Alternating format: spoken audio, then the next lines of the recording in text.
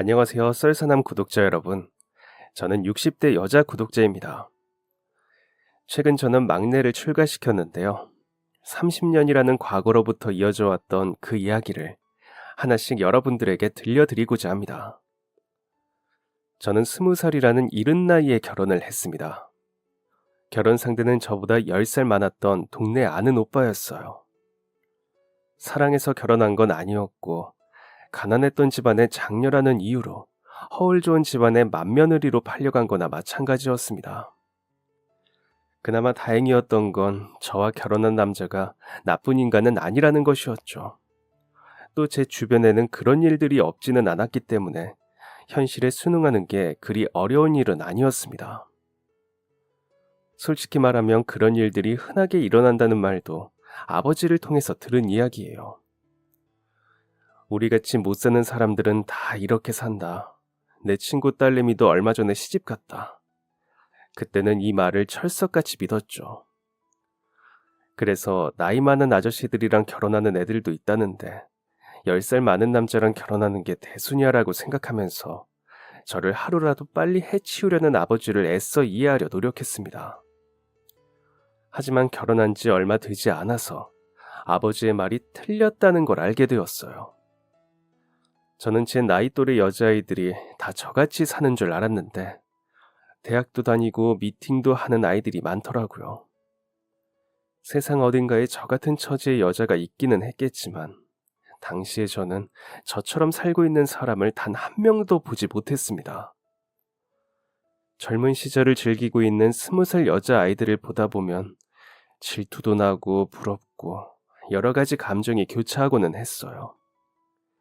그래도 그나마 다행인 건 남편이 꽤 다정한 사람이었다는 것이었습니다. 요즘 젊은 친구들이 말하는 로맨티스트의 모습은 아니었지만 그래도 가정에 충실한 사람이었어요. 술을 즐기지도 않고 저에게 함부로 이야기하지 않았죠. 아내인 저에게도 늘 예의를 차리는 게 느껴졌습니다. 그런데 저는 그때 깨달았어야 해요. 남편이 예의를 차린다고 느껴졌던 이유는 남편이 벽을 세우고 있었기 때문이라는 것을요. 저는 결혼한 지 3년 만인 23살에 아이를 낳았습니다. 시부모님은 크게 기뻐하셨죠. 아들이었거든요. 그런데 아들을 낳고 난 이후 이상한 일이 생겼습니다. 남편이 갑자기 집안에 관심을 뚝 끄는 거였어요. 갓 태어난 아들이 있음에도 불구하고 집에 안 들어오는 날이 늘었고 시부모님과 남편 사이에 보이지 않는 갈등이 생겼다는 것이 느껴졌습니다. 이유를 물으려고 해도 아무도 저에게 그 이유를 알려주지 않았기 때문에 알 수가 없었어요. 그래도 며칠에 한 번씩은 얼굴을 비춰주었는데 이제는 얼굴도 비추러 올 생각도 하지 않더군요. 처음엔 남편을 하염없이 기다렸지만 아이를 기르고 시부모님을 부양하는 데 집중하다 보니 시간이 속절없이 흘러 어느 순간부터는 남편을 의식하지도 않고 있었어요. 그러던 어느 날 저는 알고 싶지 않았던 진실을 알게 되었습니다. 아주 오랜만에 집에 들어온 남편은 술에 취해 있었어요. 모두가 잠든 시각에 귀가한 남편은 소리를 지르며 집안 사람들을 깨웠죠. 시부모님은 놀라서 뛰쳐나오셨고 아이는 시끄러운 소리에 놀라 잠에서 깨 울기 시작했습니다.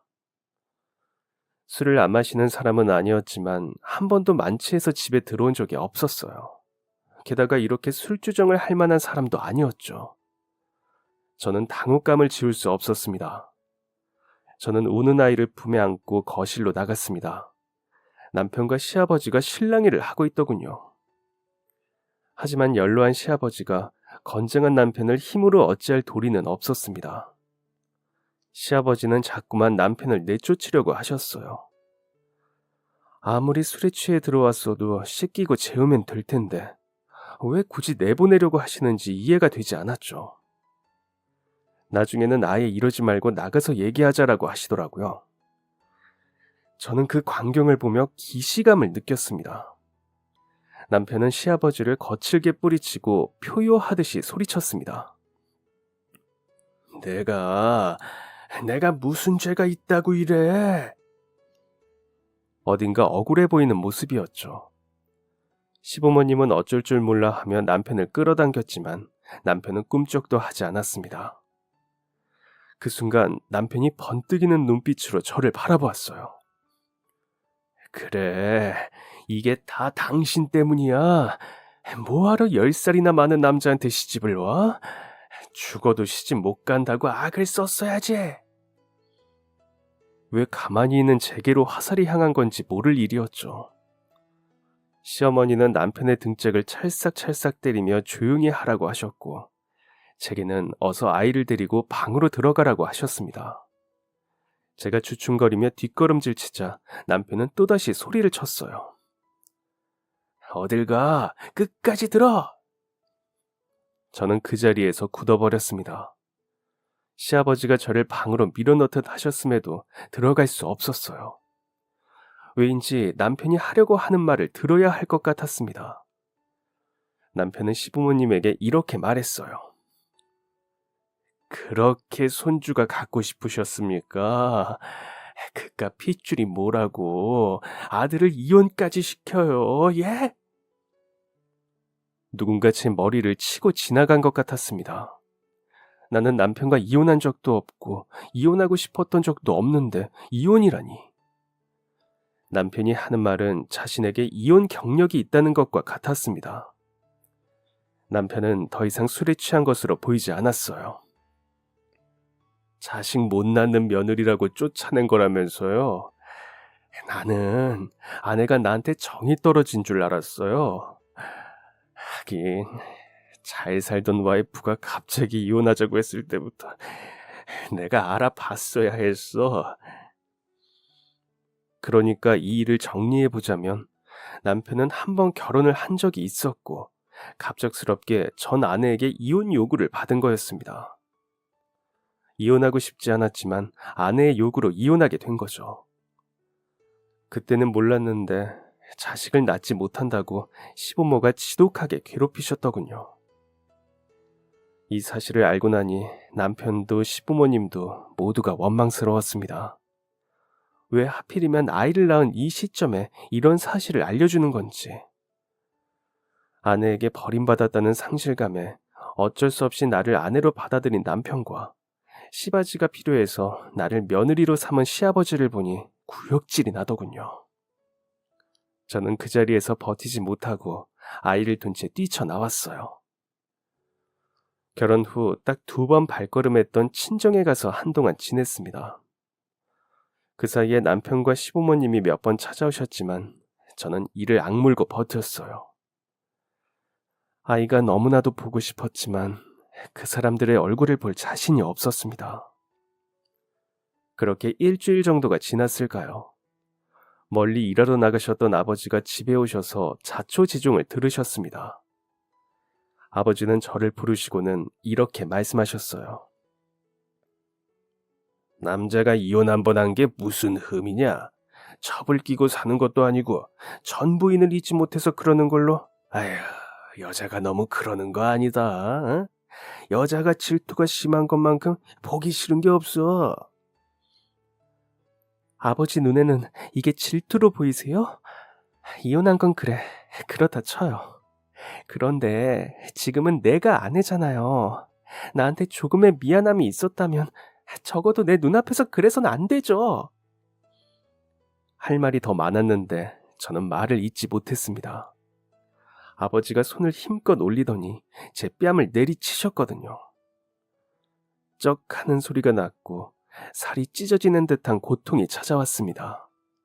얼마나 세게 팔을 휘둘렀는지 저는 그만 중심을 잃고 옆으로 쓰러지고 말았어요. 시바지로 시집간 거면 그냥 입 다물고 살아. 이제 와서 뭐 어쩌려고 여기서 이래. 네가 이혼하면 애 딸린 이혼녀를 받아줄 집이 있을 것 같아? 이혼하고 이 집에 들어올 생각이었으면 당장 나가. 제가 왜 그 집안으로 시집가게 된 건지 아버지는 다 아셨던 거네요? 그래, 그런데 그게 뭐, 응? 그게 문제라도 된다는 거냐? 네 엄마도 그렇게 시집 온 거야. 낳아주고 길러줬으면 그렇게 시집이라도 가서 집안의 보탬이 될 생각을 해야지. 저는 충격에 한동안 목소리를 잃었습니다. 아버지가 가부장적인 분이라는 건 알고 있었어요. 저를 그다지 예뻐하지 않는다는 것도 알고 있었고요. 어서 성인이 되어야 시집이라도 보낸다는 말을 어렸을 때부터 듣고 자랐기에 아버지가 서둘러 결혼을 준비하는 것도 이해했습니다. 그런데 아버지가 저를 물건처럼 생각하고 있다는 건 전혀 몰랐습니다. 그래도 자식이라고 생각하실 줄 알았어요. 저는 그대로 집을 뛰쳐나왔습니다. 정처 없이 걷다가 도착한 곳은 시댁이었어요. 참 자존심 상하게도 갈 곳이 없더라고요. 그나마 여기는 저를 받아줄 것 같아서 시댁으로 간 거였습니다. 그리고 제 아이가 많이 보고 싶기도 했고요. 시부모님은 저를 기다리고 계셨습니다. 제가 들어가자마자 호통을 치시더라고요. 어딜 애 엄마가 집을 나가? 그리고 어른이 갔는데 감히 얼굴도 안 비쳐? 너는 네 시부모가 빙다리 핫바지로 보이냐? 어? 저는 무릎을 꿇고 고개를 숙이고 죄송하다는 말만 반복했습니다. 그날 이후로 제 인생의 가장 우울하고 어두운 시기가 시작되었어요. 아이는 보채지, 시부모님은 눈치를 주지, 남편은 그날 이후로 얼굴도 안 비추지. 그렇다고 마음 둘 곳도 없으니 저는 점점 지쳐갔습니다. 바싹 마른 나뭇가지처럼 야이어갔죠. 너 같은 애를 어디서 받아주겠냐? 애까지 낳았는데 무슨 이혼이냐? 이 집에서 나갈 거면 애는 두고 나가라. 남편한테 사랑받는 게 다가 아니다. 여자는 아들을 생산하고 시부모 봉양하는 게 최고 미덕이다. 이런 말을 하루 종일 1년 365일 내내 들으면 시부모님의 말이 이 세상의 진리라고 생각하게 돼요. 1년도 아니고 5, 6년 동안 그 소리만 듣고 살았다고 생각해보세요. 미치지 않을 사람이 없을 겁니다. 마음 붙일 구석 한 곳 없는 삶에서 제 희망은 오직 아이뿐이었습니다. 또 마음 한편에는 남편이 다시 돌아올 거라는 믿음도 있었어요. 제 아내는 버려도 자식은 못 버리는 게 남자야. 이렇게 핏덩이 같은 아들을 두고 어떻게 모르는 척 하겠냐. 우리 아들이 지금 좀 방황해서 그러는 거지 곧 돌아올 거다라는 시부모님의 말을 믿었거든요. 그런데 그건 허상이었어요. 어느 날 남편이 갓난아이를 안고 들어왔습니다. 전부인 사이에서 낳은 아이라고 하더라고요. 집안이 발칵 뒤집혔습니다. 나쁜 의미가 아니라 좋은 의미로요. 아이를 낳지 못하는 것 빼고는 집안 외모 등 빠질 게 없었던 전 며느리가 다시 돌아오는 게 반가웠기 때문이었죠. 그래도 제 아이도 남편의 자식이니 저는 미워할지언정 아이는 예뻐할 줄 알았습니다. 그런데 찬밥 신세가 되더라고요. 이혼해서 호적상 남인 여자가 본처의 자리를 꿰찼고 호적상 부부로 이름을 올린 제가 첩이 되고 말았습니다. 남편과의 이혼은 빠르게 진행되었어요. 당연히 아이도 제가 데리고 살게 되었고 콩할 만한 위자료만 받고 쫓겨나다시피 집 밖으로 나왔습니다. 친정에 손을 벌릴 수도 없었어요. 그때부터는 말 그대로 생존이었습니다. 굶어 죽지 않기 위해 뭐든 했어요. 아이를 품에 꼭 껴안고 노숙을 하는 경우도 있었습니다. 그러다 방 한 편 정도는 내어줄 수 있다는 과일집 사장님을 만나게 되었고 쪽방에서 지내며 일을 했어요. 그곳을 지나다니는 모두가 제 사정을 알았지만 도움을 받을 구석은 없었습니다. 다 같이 먹고 살기 힘든데 누가 누굴 도와줄 수 있었겠어요. 아무리 열심히 일해도 하루 벌어 하루 사는 신세를 벗어날 수 없었습니다. 아이에게 들어가는 돈은 점점 늘어나고 아이의 몸이 커지면서 쪽방에서 지내는 것도 벅차기 시작했죠. 한숨만 푹푹 쉬며 살던 중 한 아이가 시장 바닥에서 울고 있는 모습을 보았습니다. 얼마나 울었는지 목이 다 쉬었더군요. 시장 상인들이 모두 정리하고 돌아간 늦은 시간이었기 때문에 도와주는 사람 한 명 없이 울고만 있었던 거였어요. 쪽방으로 들어가던 저는 깜짝 놀라 4, 5살 정도로 보이는 아이에게 다가갔습니다. 얘, 너 대체 무슨 일이니? 엄마 아빠 잃어버렸어? 아이는 엉엉 울며 고개를 끄덕였어요. 아이는 누가 봐도 좋은 옷을 입고 있었고 피부에는 광이 났습니다. 순간 이 아이를 그냥 데려가면 납치범으로 몰릴 수도 있겠다는 생각이 들었지만 자식을 둔 엄마 입장에서 이 아이의 부모가 아이를 얼마나 찾고 있을지 그 마음이 헤아려지더군요. 딱 봐도 애지중지 키워졌을 아이를 보니 버림받은 건 아닐 테고 보호자를 잃어버린 게 분명했습니다. 날씨가 추워서인지 아이는 오들오들 떨며 울고 있었고 저는 우선 아이를 데리고 쪽방으로 갔어요. 저는 따뜻한 물과 함께 이불을 건네주었습니다. 비슷한 또래의 제 아이가 있으니 마음이 조금 풀렸는지 따뜻한 차를 마신 아이는 금방 잠에 들었죠. 저는 아이가 잠든 것을 확인하고 곧장 경찰서로 가서 아이에 대해 알렸습니다. 그리고 그 다음날 아이의 고모라는 사람이 찾아왔어요. 고모는 한눈에 봐도 부자였습니다. 아이는 막내 동생의 아들이었는데 오랜만에 만난 조카와 이곳저곳을 구경하다가 인파에 쓸려 아이를 잃어버렸다고 했죠.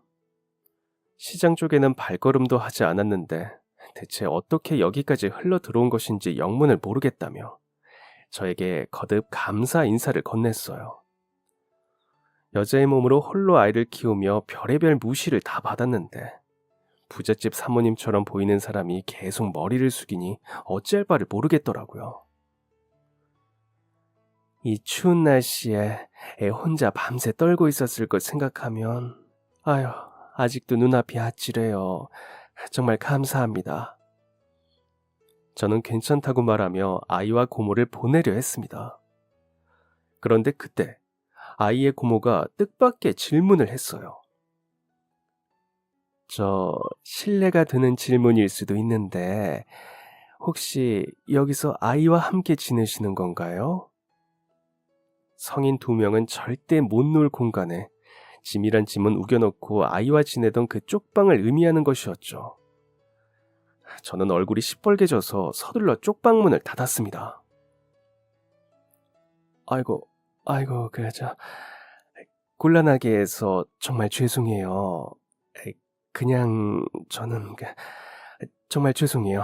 괜한 이야기를 했죠. 아이를 돌봐주신 것에 대한 사례는 제가 충분히 하겠습니다. 정말 감사했습니다. 그렇게 그분은 서둘러 자리를 떠났습니다. 그런데 아이의 고모는 얼마 지나지 않아 다시 찾아왔어요. 그 후로 연락이 없길래 그냥 잊어버렸나 했는데 아주 깜짝 놀랄 만한 소식을 들고 왔더라고요. 아이의 고모는 저에게 자기 집에서 가정부로 일하지 않겠냐고 물었습니다. 조건도 파격적이었어요. 아이와 제가 지낼 만한 공간을 만들어줄 거고 함께 일할 사람이 한 명 있으니 그 사람과 일을 나누어 하면 된다고 했죠. 상주 가정부이기 때문에 월급도 높았고 주기적으로 휴가까지 보장해 주었습니다. 솔직히 아이와 함께 머물 수 있는 공간만 마련된다면 월급이 좀 적어도 괜찮았을 거예요. 아이의 고모가 말하는 조건은 제가 거절할 수 없는 것이었습니다. 하지만 한 가지 의아한 부분이 있었어요. 그런데 이렇게 좋은 조건이라면 저 말고도 능숙한 분들이 하실 수도 있을 거예요. 게다가 저는 아이도 있고 댁에서 지내면서 저희 아이가 실수라도 하면 어떡하나 걱정도 되고요. 그러자 아이의 고모, 아니 사모님은 부드럽게 웃으며 이런 이야기를 들려주었습니다. 사실 저희 가족도 비슷한 곳에서 지냈었거든요. 아버지 돌아가시고 가세가 완전히 기울었었는데 어머니와 3남매가 이런 곳에서 살았었어요. 다행히 어머니의 가게가 잘 돼서 살림살이도 나아졌고 형제들의 형편도 넉넉해졌지만 저희는 여전히 그때를 기억하고 있어요. 그렇다고 동정한다거나 그런 건 절대 아니에요. 그냥 혼자서 자식들 먹여 살리며 아등바등 사셨던 어머니의 모습이 생각나서 제가 이런 제안을 하게 된 거예요. 그리고 아이는 너무 걱정하지 마요. 저희 부부는 아이가 없어서 항상 적적했거든요. 그러니까 아이가 있으면 오히려 좋을 거예요. 이렇게까지 얘기해 주시는데 제가 어떻게 감히 거절할 수 있겠어요. 희망이라고는 보이지 않는 어두운 터널에 한 줄기 빛이 들어오는 순간이었습니다. 저는 곧장 짐을 정리해 사모님 댁으로 향했습니다. 외관부터 으리으리하더라고요. 저와 아이가 지낼 방이라며 내어준 방도 대단했습니다. 침대는 푹신푹신했고 침구류에서는 포근한 햇살 냄새가 났죠. 씻는 곳도 방 안에 마련되어 있었는데 쾌적하고 청결했습니다. 외풍도 들어오지 않아서 따로 난방을 안 했는데도 따뜻했어요. 방이 넓어서 한편에는 아이가 놀 수 있을 정도의 공간도 있었고 저희를 배려해 주셔서 아이들이 쓸 만한 장난감도 마련해 주셨습니다. 언젠가 영화에서 부잣집의 모습을 본 적이 있었는데 딱 이런 모습이었어요. 저와 함께 일하게 될 거라는 분은 상주 가정부는 아니었고 출퇴근을 하는 분이었습니다. 나이가 저희 어머니 뻘이기도 했고 집에서 오래 일하신 분이라 마주칠 때 어쩔 수 없이 불편한 부분이 있었는데 그분은 사모님 댁에서 지내지 않으니 쉬는 시간은 온전히 저와 아이의 시간으로 보낼 수 있었어요. 또 언덕 위에 있는 사모님 댁까지 도보로 다닐 수는 없으니 운전면허를 따서 차를 쓸 수 있게도 해주셨습니다. 더 나아가서 쉬는 날에는 아이와 함께 놀러 갈 수 있도록 차를 빌려주시기까지 하셨어요. 처음에는 아이와 함께 있다는 것에 눈치가 보이기도 했습니다. 당연한 일이었죠. 그래서 아이에게는 참 미안하지만 혼도 많이 냈습니다. 사장님 네 분들이 생활하는 곳에는 절대 들어가지 못하게 했는데 실수로라도 발걸음을 하면 호되게 아이를 혼냈죠. 마당에서 큰 소리를 내며 뛰어다니기라도 하면 그날은 큰일이라도 난 것처럼 아이를 잡았습니다.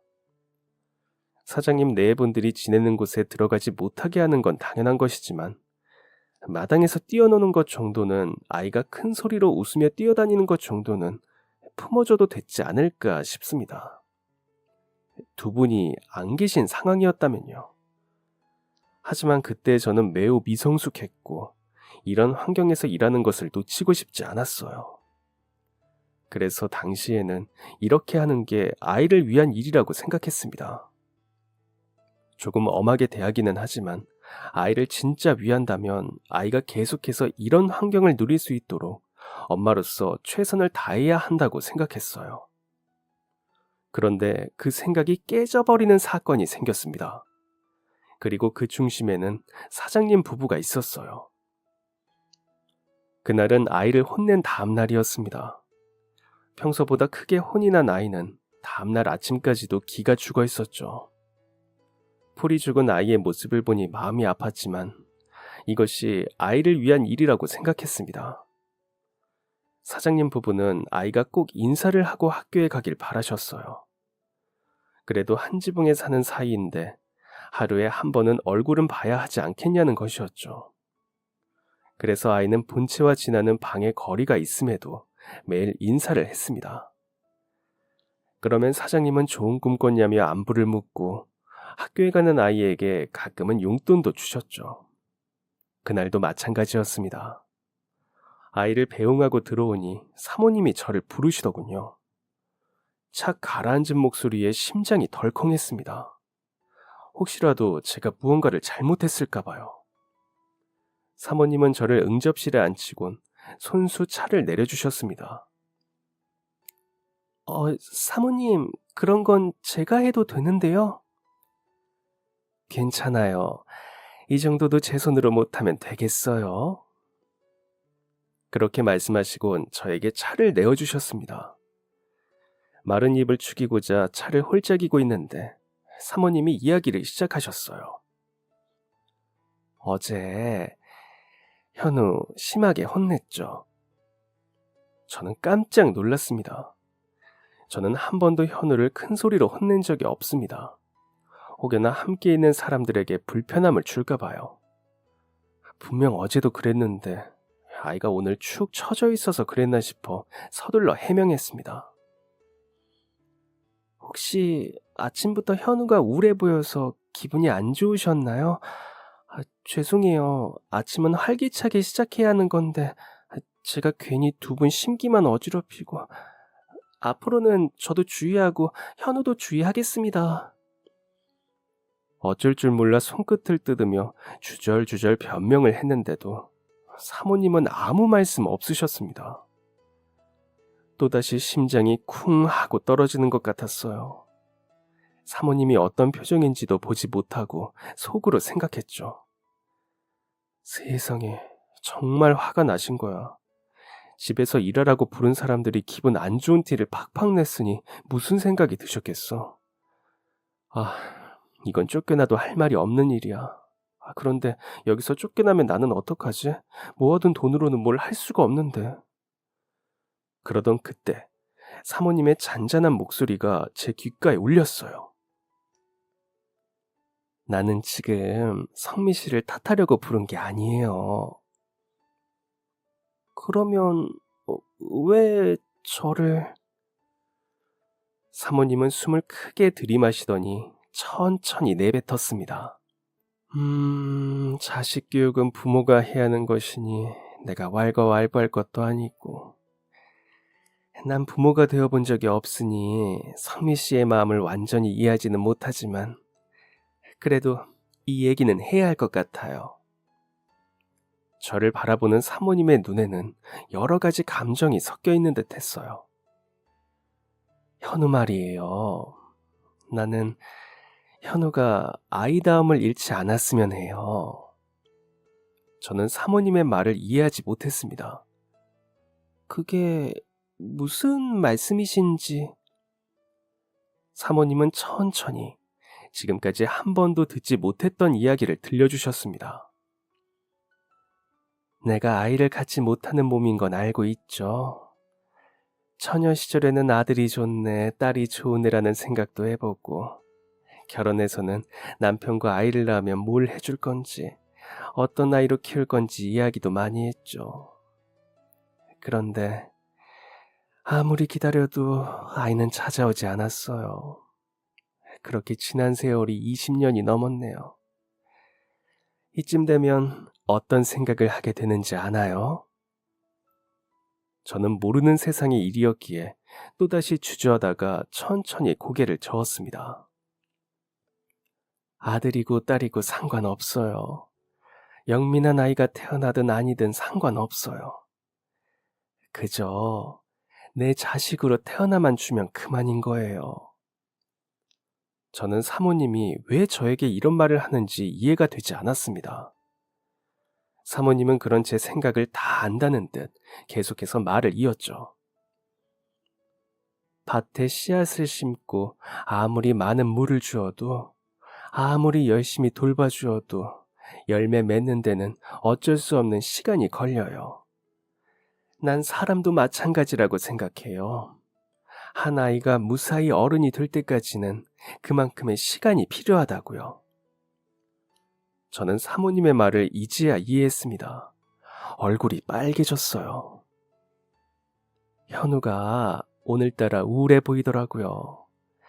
그런데 오늘만 그랬던 건 아니에요. 성미 씨는 알았는지 모르겠지만 이 집안에 있는 모든 사람들이 현우의 변화를 알고 걱정하고 있어요. 아이가 아이처럼 구는 건 잘못된 게 아니잖아요.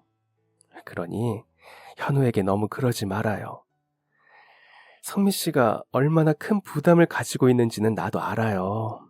그러니까 그건 성미 씨랑 내가 해결해 나가봐요. 알겠죠? 세상에 이렇게 좋은 분들이 또 있을까요? 하늘도 제 생각과 같은 뜻이었는지 집안에 경사가 났습니다. 바로 사모님의 임신 소식이었죠. 자녀를 갖는 건 완전히 포기한 상태였기 때문에 그 누구도 임신 소식을 선뜻 믿기 어려워했어요. 하지만 사모님의 배는 점점 불러왔고, 사모님은 산모와 아이의 건강을 위해 대외 활동을 모두 멈췄죠. 아무래도 대단한 노산이었으니까요. 의사를 포함해 모두가 사모님과 아이를 걱정했지만 정말 다행스럽게도 아이는 건강하게 태어났습니다. 사내 아이였죠. 도련님은 건강하게 자라 5살이 되었고 어느덧 중학교에 올라간 제 아들 현우는 도련님을 친동생처럼 챙겼어요. 그런데 갑작스러운 사고가 터졌습니다. 저와 함께 일하던 가정부 한 분이 갑자기 일을 그만두시더니 집 안에 빨간 딱지가 붙기 시작했어요. 사장님은 집을 비우는 날이 많아지셨고 집은 경매로 넘어갔습니다. 임금을 줄 돈이 없으니 사모님은 저를 내보내려고 하셨습니다. 하지만 저는 한순간 돌아설 수가 없었어요. 부모와 남편에게 배신당했던 저를 구해준 게 바로 사모님이었으니까요.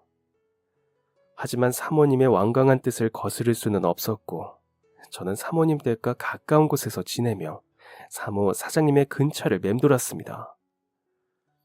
그러던 중 충격적인 소식이 들려왔어요. 바로 사장님 부부의 부고 소식이었죠. 믿을 수가 없었습니다. 그렇게 탄탄한 사업체를 운영하던 분들의 회사가 한순간에 망하고 두 분이 목숨을 잃을 때까지 걸린 시간은 고작 3개월이었어요. 하늘도 무심하시지. 느지막하게 얻은 아들을 보며 생전 경험해보지 못한 기쁨을 누리고 있는 사람들을 데려가다니. 도련님은 겨우 5살이었습니다. 저는 장례식이 진행되는 내내 그 자리를 지켰습니다. 그러면서 알게 된 건 도련님이 집 안에서 천덕꾸러기 신세가 되었다는 것이었어요. 형제들이 어려운 시간들을 함께 겪으면서 자라 돈독한 줄만 알았는데 그게 아니었더라고요. 결국 제가 도련님을 데려다 키우게 되었습니다. 생판 남인 사람에게 조카를 맡기면서도 도련님의 친척들은 걱정하는 기색 하나 없더군요. 저와 아들 현우, 도련님 사이에는 많은 변화가 있었지만 어찌 보면 큰 변화가 없는 것 같기도 했습니다. 아들이 도련님에게 워낙 잘했다 보니 도련님도 아들을 잘 따랐고 저는 도련님의 아기 때부터 함께 해온 사람이었으니 도련님은 저 그리고 아들과 함께 있는 상황을 어색하지 않았어요. 다만 한 번씩 부모님을 찾기는 했습니다. 아직 어리니 죽음이라는 말의 의미를 잘 몰랐겠죠. 그저 먼 곳으로 두 분이 여행을 간 것이라고만 이해했습니다. 처음에는 도련님이라는 말이 입에 붙어 계속 도련님, 도련님이라고 했지만 사람들의 눈치를 보며 호칭을 바꿨어요. 하지만 여기서는 구분을 위해 도련님이라고 칭하겠습니다. 도련님을 아들 현우를 대하듯 하니 사람들은 제가 두 아이의 엄마인지 알더군요. 아유, 엄마가 늦둥이를 낳았네. 아유, 귀여워라. 저는 그 말에 딱히 반박을 안 했습니다. 저는 도련님을 제 친자식처럼 키우고 있었으니까요. 제게 늦둥이 둘째 아들을 가진 미혼모라는 수식어가 붙는 건 괜찮았습니다. 그런데 문제는 다른 곳에서 터졌어요. 초등학교 고학년이 되었을 때 도련님이 평소에 안 하던 행동을 하기 시작했습니다. 왜 그러는 건지 물어봐도 대꾸조차 하지 않고 뭐가 불만인지 항상 볼멘 소리만 했어요. 타일러 보기도 하고 혼도 내봤지만 한번 바뀐 태도는 당최 바뀔 줄 몰랐습니다. 현우라도 있었으면 그 나이 남자아이들의 심리에 대해 물어라도 봤을 텐데 아들 현우는 성인이 되자마자 군대에 가 있었습니다. 남편이 있는 것도 아니고 도련님을 보듬어줄 집안 어른도 없다 보니 답답한 마음만 커졌어요. 대체 왜 그러는 건지 이유라도 알려주면 좋겠는데 미치고 팔짝 뛸 노릇이었죠. 도련님이 갑자기 이상해진 이유는 학교에서 찾을 수 있었습니다. 제가 친엄마가 아니라는 소문이 돌면서 몇몇 아이들이 도련님에게 대놓고 이런 질문을 한 것이었어요. 야, 너네 엄마 친엄마 아니라며?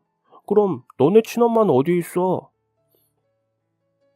악이 있는 질문은 아니었지만 몇 번씩이나 반복된 이 질문은 도련님의 마음에 생채기를 남기기에 충분했습니다. 도련님은 제가 친엄마가 아니라는 것을 알고 있었어요.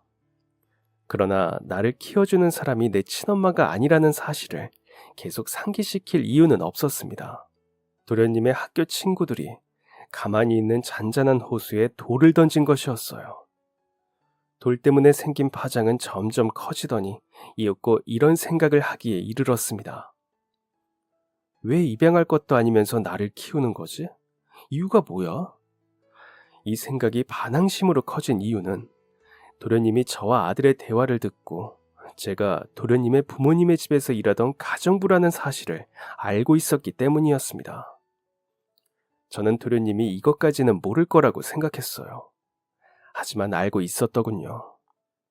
도련님 주변에 아무 일 없었더라면 제가 가정부였다는 사실이 문제될 것은 없었지만 이제는 상황이 달랐습니다. 도련님은 어느새 나를 사랑해서 같이 살고 있는 게 아니야. 돌아가신 부모님의 부탁이 있던가 아니면 다른 의도가 있어서 나를 데리고 있는 걸 거야 라고 생각하기 이르렀죠. 도련님의 반항심은 점점 커져갔고 사춘기에 이르며 더욱 심해져 갔습니다. 그 사이에 아들이 전역을 했지만 상황이 나아지지는 않았어요. 아들 현우가 사법고시를 준비하면서 지원해줘야 하는 돈이 늘어나자 집안 사정이 더욱 나빠져 일을 하느라고 도련님에게 더 많이 신경 쓰지 못한 탓도 있었죠. 도련님은 현우와 자신을 끊임없이 비교했습니다. 그리고 그 생각의 결론은 여기로 이어졌죠. 형은 왜 저렇게까지 열심히 사는 거야? 어차피 친아들이니까 대충 살아도 어머니는 형을 예뻐할 텐데라고요. 이런 생각을 하고 있다는 것을 알고 얼마나 가슴이 미어졌는지 모릅니다. 그런데 도련님은 이런 제 마음을 모르고 계속해서 삐뚤어져 갔어요. 학교로 불려가는 날들이 점점 늘어났죠. 경찰서에서 연락이 온 적도 있었습니다. 하지만 그런 곳에 갈수록 제가 친엄마가 아닌 동거인이라는 사실만 뚜렷해져 갔어요. 한 번은 도련님이 대놓고 자신을 입양해달라고 울면서 얘기한 적이 있었습니다. 그런데 저는 그 말에 차마 그러겠다 대답하지 못했어요. 돌아가신 사장님 부부에게 도련님이 어떤 의미인지 제가 그 누구보다 잘 아니까요. 20년이 넘는 세월 동안 그토록 기다려왔던 자식과 5년도 채 살지 못했는데 다른 사람에게 자식까지 빼앗기면 두 분의 마음이 얼마나 아플지. 그 마음을 상상해보면 도련님의 요구에 그러자고 대답하기가 어려웠습니다. 도련님이 어머니의 뱃속에 있었을 때, 태어났을 때 두 분이 얼마나 행복해 하셨는지를 직접 제 눈으로 보았으니까요. 그러던 어느 날 경찰서에서 전화가 왔습니다. 지금까지 몇 차례에 걸쳐 있었던 일이었지만 그날은 달랐어요. 불량 학생들과 함께 있던 도련님이 싸움에 휘말려서 주동자로 몰린 것이었죠. 경찰마저 도련님이 굉장히 억울한 상황에 처해 있음을 알았습니다. 하지만 비싼 변호사들을 여러 붙여 도련님에게 모든 책임을 물자 경찰마저 손쓸 수 없을 정도가 되었어요. 저도 나름대로 최선을 다해 대응하려 했지만 금전적인 차이에서 오는 것을 제가 어찌할 수는 없는 것이더군요.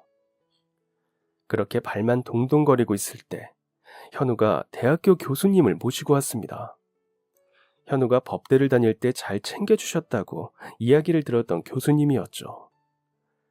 그분은 현우에게 저희 가정 이야기를 익히대로 알고 계셨어요. 도련님이 이런 상황에 처해 있다는 걸 알고 직접 도와주기 위해 오셨던 것이죠. 덕분에 도련님은 억울함을 풀 수 있었습니다. 모든 일이 해결되고 함께 식사를 하는 자리, 밥 한 술 제대로 뜨지 못하던 도련님이 기어들어가는 목소리로 말했습니다. 도와주셔서 감사해요. 저는 대답했습니다. 도와줬다니. 저 때문에 요즘 일도 제대로 못하시고 잠도 못 주무셨잖아요. 그냥 두셔도 괜찮았을 텐데 이렇게 도와주셔서 감사해요. 저는 어떤 말을 해야 할지 고민했습니다. 섣불리 말했다가는 도련님이 상처를 받을 것 같았거든요. 그런데 그때 아들 현우가 도련님의 뒤통수를 탁 하고 쳤습니다. 저와 도련님 둘 다 눈이 동그래져서 아들을 쳐다봤어요. 야 임마, 말이 되는 소리를 해야지. 네가 소년원 들어가게 생겼는데 그걸 그냥 둬도 됐다고? 어떤 정신 나간 가족이 그걸 그냥 두고만 봐. 너 도대체 무슨 생각을 하고 사는 거냐? 어른들이 도와주려고 하면 감사합니다 하고 해결해 주길 기다리면 되는데 왜 네가 나서서 해결하려는 거야? 넌 나랑 어머니가 그렇게 못마땅해? 도련님은 지금 이 상황이 이해가 되지 않는 듯 했어요. 너 몇 년 있으면 성인이야. 언제까지 피해의식에 찌들어서 살래? 형이 너 무슨 생각하고 사는지 몰랐을 것 같아? 시간이 지나면 정신 좀 차리겠지 했는데 아휴, 이건 뭐 그냥 둬봤자 답도 안 나오겠네. 뭐라고? 형이 형이 내 마음을 알아? 형이 내 상황 겪어봤냐고? 난 네가 아니야. 당연히 네 마음을 모르지. 그런데 어떻게 그렇게 함부로 말해? 내가 무슨 피해의식에 찌들었다는 건데? 그럼 아냐? 너 양심에 손을 얹고 생각해봐. 어머니가 단 한 번이라도 너랑 날 차별한 적이 있어?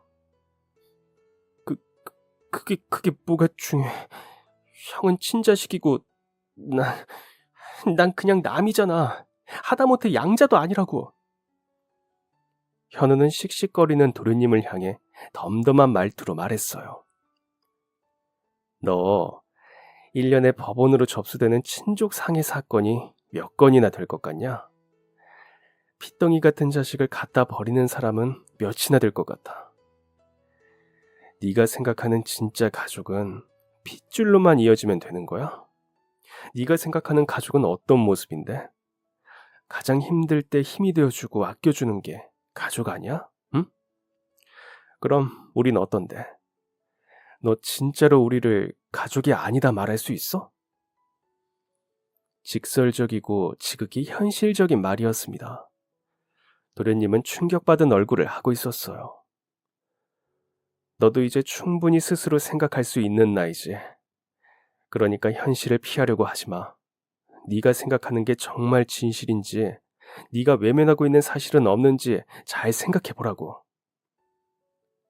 도련님은 방으로 들어갔고 저는 걱정스러운 말투로 현우에게 말했습니다. 그래도 그렇게까지 강하게 말할 필요는 없었잖니. 하지만 현우는 단호했어요. 제 몇 년 뒤면 성인이에요. 언제까지 품 안의 자식으로 키우실 거예요? 이제 본인이 생각하고 선택할 때예요. 그리고 저는 은성이 믿어요. 현우가 그랬던 것처럼 도련님을 믿고 기다려주니 변화가 시작됐습니다. 매일 성실하게 등교를 하기 시작했고 공부에 매진했어요. 더 이상 나쁜 친구들과 어울리지 않았습니다. 갑자기 변한 태도 때문에 어울리던 친구들과 척을 졌지만 그럼에도 불구하고 꿋꿋이 고등학교를 무사히 졸업했습니다. 그리고 재수 끝에 현우가 졸업한 법대에 입학하게 됐어요. 그 사이에 현우는 사법고시에 합격해 변호사가 되었죠. 시간이 흐르며 현우는 결혼을 하여 아이도 낳았고 도련님도 변호사가 되어 안정적인 직장 생활을 시작했어요. 그렇게 2년 정도가 지났을까요? 도련님이 예쁜 아가씨 한 명을 데리고 왔습니다. 여자를 데려온 건 처음이었는데 결혼할 사람이라고 하더군요. 저는 두 사람을 축복했죠. 그런데 도련님이 뜻밖의 이야기를 했습니다. 바로 상견례에 같이 가달라는 부탁이었어요. 저는 친부모도 아닌 제가 그곳에 갈 자격은 없다고 말했죠. 하지만 도련님의 뜻은 완강했습니다. 저는 낳아준 부모만 부모라고 생각하지 않아요. 저를 길러주신 분이 제 어머니가 아니라면 대체 누가 제 어머니겠어요. 그러니까 부디 저랑 같이 상견례를 가주세요. 저를 키워주신 분이 어떤 분이신지 그쪽 분들에게도 보여드리고 싶어요. 저는 며칠 동안 머리를 싸매고 고민한 끝에 도련님과 함께 상견례장으로 향했습니다. 도련님의 아내 될 사람의 부모님은 기품이 넘치는 분들이었어요. 아무것도 없이 시작해서 큰 성공을 이룬 사업가 집안이더군요. 자연스럽게 대화 주제가 두 아이들의 어린 시절 이야기로 넘어갔는데 이젠 이 이야기를 꺼낼 때가 되었다고 생각했습니다. 제가 은성이의 친엄마가 아니라는 걸 알고 계신다고 들었습니다. 친부모도 아니고 피가 섞인 친척도 아닌 제가 상견례 자리에 이렇게 나와서 불편하실 수도 있을 것 같습니다. 혹시나 그렇게 생각하셨다면 정말 죄송합니다. 이렇게 말하자 두 분은 손사래를 치며 그렇지 않다고 말했습니다. 아이고, 무슨 그런 말씀을 하세요. 절대 그런 생각하지 않습니다. 오히려 대단하시다 생각하고 있었어요. 은성이를 이렇게 훌륭하게 키워준 분은 대체 어떤 분이신지 궁금도 했고요. 그리고 대화를 나눠보니 생각한 것보다 더 훌륭한 분이시라 저희를 이렇게 만나러 와주신 것에 감사하고 있었습니다. 그러니 그런 말씀 마세요. 저희가 더 죄송해지네요. 은성이가 참 좋은 집안의 여자와 결혼을 하는 것 같아 마음이 놓이더군요. 이후로도 저와 도련님이 함께 살게 된 사정에 대해 이야기를 하게 되었습니다. 이 정도로 자세한 이야기는 도련님도 잘 모르는 이야기였죠. 그런데 이야기가 거의 마무리되어 갈 즈음 장인될 분의 표정이 어두워졌습니다. 무언가를 골똘히 생각하던 그분은 진지한 표정으로 물었어요. 혹시 은성이 친아버지의 성함이 김상자 철자 맞으신가요? 저는 깜짝 놀라서 그렇다 대답했습니다. 이후로 그분은 사장님이 운영하시던 회사의 이름, 업종 등을 하나하나 물었어요. 그리고 놀랍게도 모두가 정답이었습니다. 그분은 숨을 크게 들이마신 뒤 손수건에 얼굴을 묻었습니다. 눈물을 닦는 듯 했어요. 그렇게 숨을 고르고는 이렇게 말했습니다. 은성이의 친아버지가 제가 모시던 사장님이었네요. 모두가 입을 떡 벌리고 그 이야기에 집중했습니다.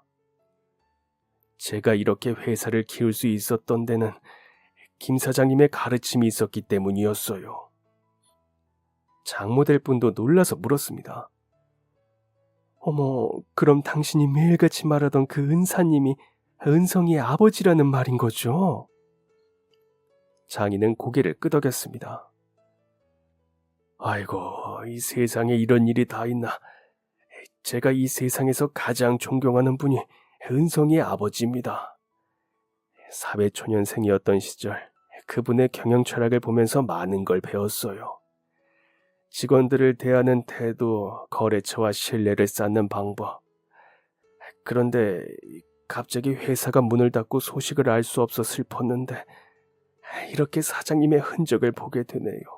아휴, 정말 이게 바로 운명인가 봅니다. 장인은 사회초년생 시절 사장님의 회사에 다니면서 큰 은혜를 입었다고도 했습니다. 입사한 지 얼마 되지 않아서 어머니가 쓰러지셨고 이후에 막내 동생이 쓰러졌습니다. 큰 병에 걸린 사람이 집안에 둘이나 있게 되니 가세는 기울기 시작했고 저와 형이 아무리 열심히 일을 해도 어머니와 동생의 수술비를 마련할 수가 없었어요. 더 이상 수술을 미룰 수 없었기에 사치라도 써야 하나 고민하던 중 누군가가 수술비를 전액 내주었다는 연락을 들었습니다. 저는 입을 막으며 말했습니다. 설마... 네, 맞습니다. 사장님이었어요. 그때의 감격은 이루 말할 수가 없어요. 또 너무 놀라서 온몸에 소름이 돋을 정도였습니다. 당시 저는 회사에서 일한 지 몇 개월밖에 안 된 말단 직원이었거든요. 그런데 그런 저를 위해 그 큰 돈을 선뜻 내주셨다니. 그날 이후 이 회사에 뼈를 묻겠다고 다짐했고 회사를 위해 정말 열심히 일했습니다.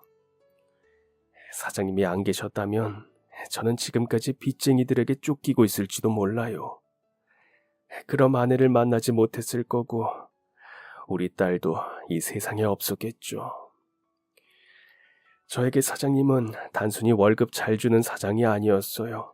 집안의 은인이었습니다. 그런데 그런 사장님의 아들이 제 사위가 된다니 참.